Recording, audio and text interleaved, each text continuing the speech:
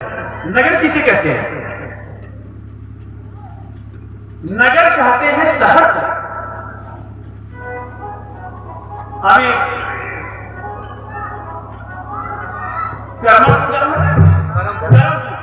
करमपुर गांव के नगर थोड़ा कह जाए, नहीं ना, लखनऊ नगर है, महानगर है, तो माने शहर को नगर कहा जाता है। और ऐसी मान्यता है कि शहर में रहने वाले बुद्धिमान और चालाक होते हैं और गांव में रहने वाले बुड़बक और गंवार होते हैं। गंवार शब्द गांव से बड़ा है, समझ रहे हैं? गंवार शब्द भी गांव से बड़ा है।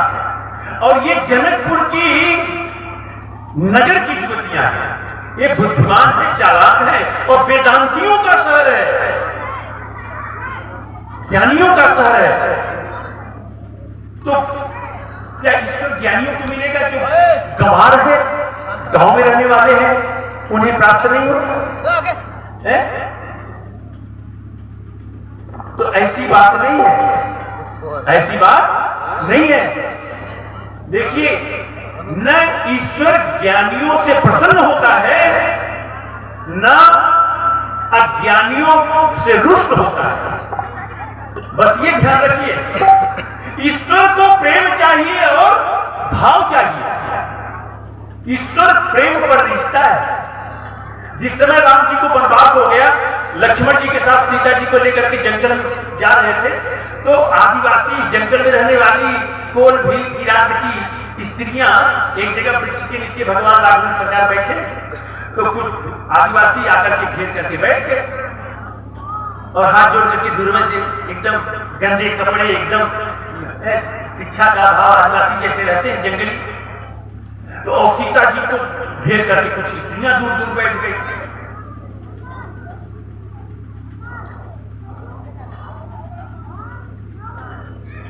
एक स्त्री ने पूछा, महारानी, ये जो दोनों पुरुष हैं, ये आपके क्या लगते हैं? आपके क्या लगते हैं? तो सीता जी ने तुरंत उत्तर दिया, राम लखन लघुदेवर मोरे, हो जो गोरखा लोग वो हमारा देवर है। तब तक दूसरी सखी ने पूछा कि महारानी, है जो समरका ये बड़ा सुंदर है, ये आपके काम में गए। तब तक तीसरी ने कहा, अरे ये तो इतना सुंदर, हम लोग एकदम मन चुराए लेते हैं। आप कल्पना करिए, देखिए गंवार है, इनको किससे कैसे तरीके से बात की जाती है पता ही नहीं है, एकदम गंवार है, पढ़ी लिखी नहीं है। अब एक स्त्री के सामने उसी के पति की सुंदरता की बड़ाई अगर कोई दूसरी स्त्री करे तो आप समझ लीजिए क्या स्थिति होगी। जय जय सीताराम, वही ना, सीता जी ने कहा अगर आप वो सुंदर है तो बोले सुंदर तो है वो बहुत महारानी, लेकिन वो बार बार आपको क्यों देख रहे हैं? तब तक दूसरी ने कहा कि महारानी, समस्या ये नहीं है कि आपको देख रहे हैं, आपको देख रहे हैं लेकिन मना हमारा चुरा लेते हैं। समस्या क्या है आपको? तो अभी बताओ या कि जो बार बार वो आपको देख रहे हैं और मन हमारा चुरा रहे हैं, वो आपके क्या लगते हैं?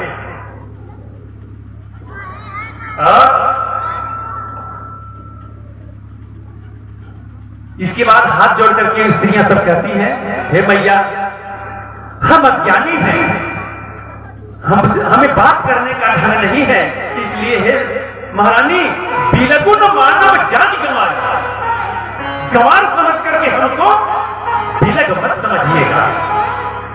सीता मैया ने कहा, अरे देवियों, तुमने ऐसा प्रश्न पूछ दिया कि अब तुम अपने को गंवार समझती हो, इतना प्रेम।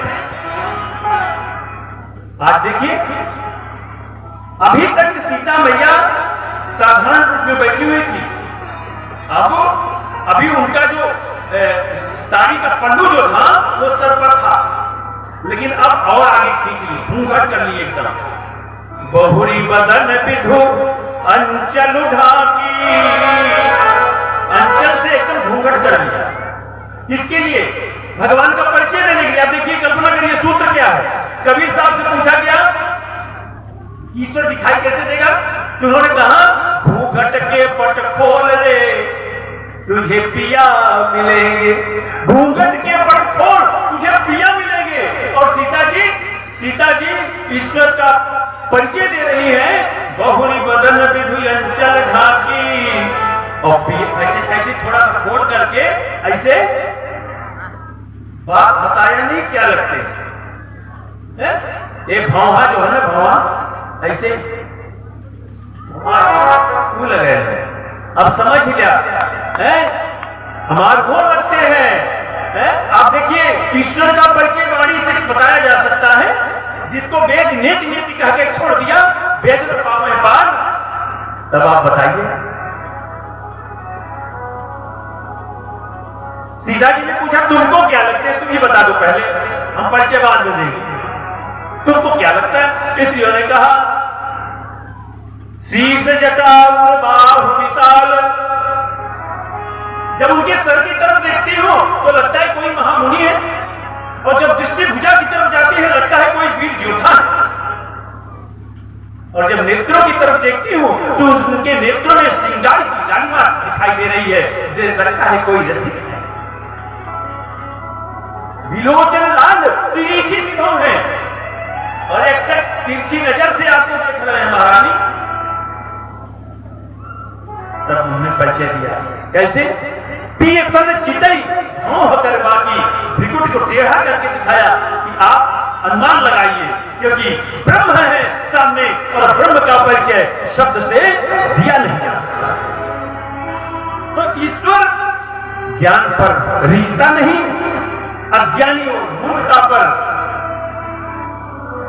नाराज नहीं होता। ईश्वर को क्यों चाहिए? प्रेम।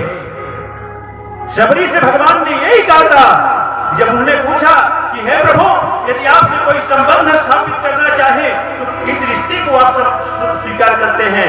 तब उन्होंने कहा जाति पाति कुल धर्म बड़ाई और धन बल परिजन गुण चतुराई। इन 10 चीजों को देख करके मुझसे कोई नहीं जुड़ सकता। मैं जब जुड़ता हूं जिसे स्वीकार करता हूं तो इस 10 चीज को नहीं देखता। तब महाराज इस नाते को स्वीकार करते हैं।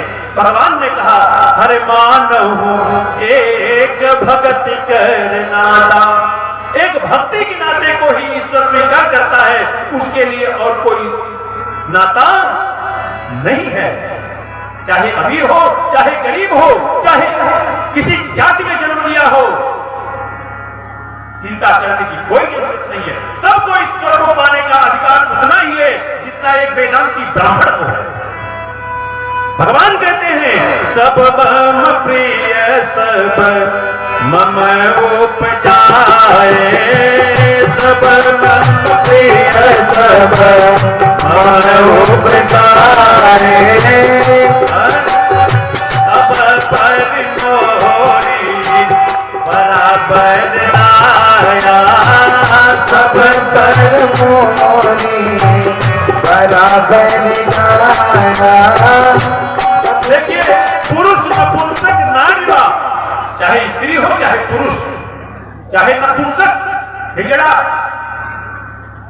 जीव चराचर को सब मम प्रिय, सब मुझे प्रिय है। सबको मैंने बनाया है और सबको उतना ही अधिकार है, और सब पर दया सब पर बराबर है। ऐसा नहीं हम वेद पढ़ते हैं और ब्राह्मण है तो भगवान के लिए हमारे बड़े ना ना ना ना, इसका पता ना रहिएगा। हमारे आपके अंदर प्रेम है तो आप ईश्वर को पा जाएंगे, हम वेद पढ़ते रह जाएंगे। इसीलिए कबीर साहब ने कहा पोथी बड़ी बड़ी जग हुआ पंडित भयानको, और 2.5 अक्षर प्रेम का पढ़े सो पंडित हो। बोले आनंद कंद भगवान की जय। अच्छा, यूं समझ लीजिए, जिसे कोई किसी तरह का ज्ञान नहीं है, निचले तबके पे जन्म हुआ, न कुछ पढ़ना जानता है, न कुछ लिखना जानता है, न किसी चीज का ज्ञान है कि कैसे भगवान की पूजा करो। हाथ तो जोड़ सकता है। अच्छा कल्पना करिए, एक पिता के 2-3 पुत्र हो, पुत्री हो, 2-3 बच्चे हो और एक बच्चे जन्मजात अपाहिज हो, जरा भी सामर्थ्य उसके अंदर ना हो, तो माता पिता सबसे पहले भोजन किसको कराएंगे? जो अपाहिज नहीं उसे क्या है, जल्दी आ रहा है, जल्दी जा खाना खा। और जो नहीं जानता, अपने से नहीं कुछ कर पाएगा, तो माता पिता उसे सबसे पहले अपनी गोद में उठा करके खिलाएंगे। तो इसमें घबराने की कोई जरूरत नहीं है। जिसे किसी तरह का ज्ञान नहीं है, किसी की कोई विधि नहीं मालूम है पूजा करने की, चिंता करने की आवश्यकता नहीं है, केवल भगवान के प्रति प्रेम होना चाहिए। है? बोलिए आनंद भगवान की। इस तरह से भगवान नगरवासियों को दर्शन दे करके घर वापस आए महल में, जहां गोपी जी विराजमान थे।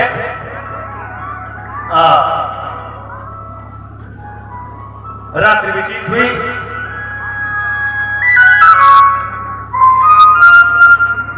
और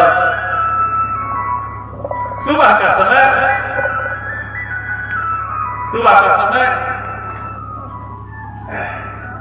गुरु जी की पूजा के लिए फूल लेने के लिए बगिया में जा रहे हैं। पुष्प वाटिका, जनकपुर में एक पुष्प वाटिका है जो जनक नंदिनी की है। गुरु जी की पूजा के लिए फूल लेने के लिए बगिया में गए। समय जाने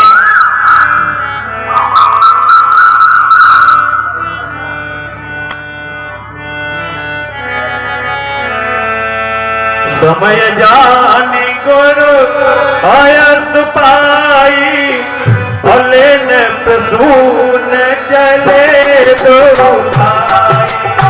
समय जाने गुरु आयत पाई, लेन प्रसून चले दो भाई।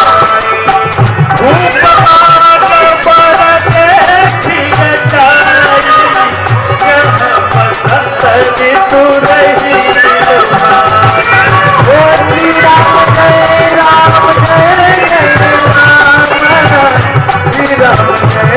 राम जय जय राम। उस उपटिया में जब पहुंचे, भगवान राम और लक्ष्मण भैया को जब देखा, कौन उस पुष्पगिया में जितने पक्षी थे सब बोल पड़े। कौन कौन पक्षी थे जाते हैं? अरे चातक को की लगी चको,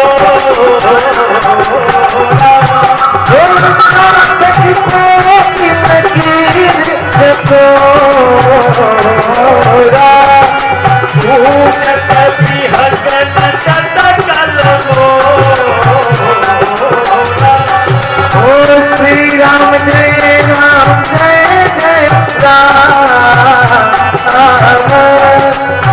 श्री राम जय राम जय जय राम।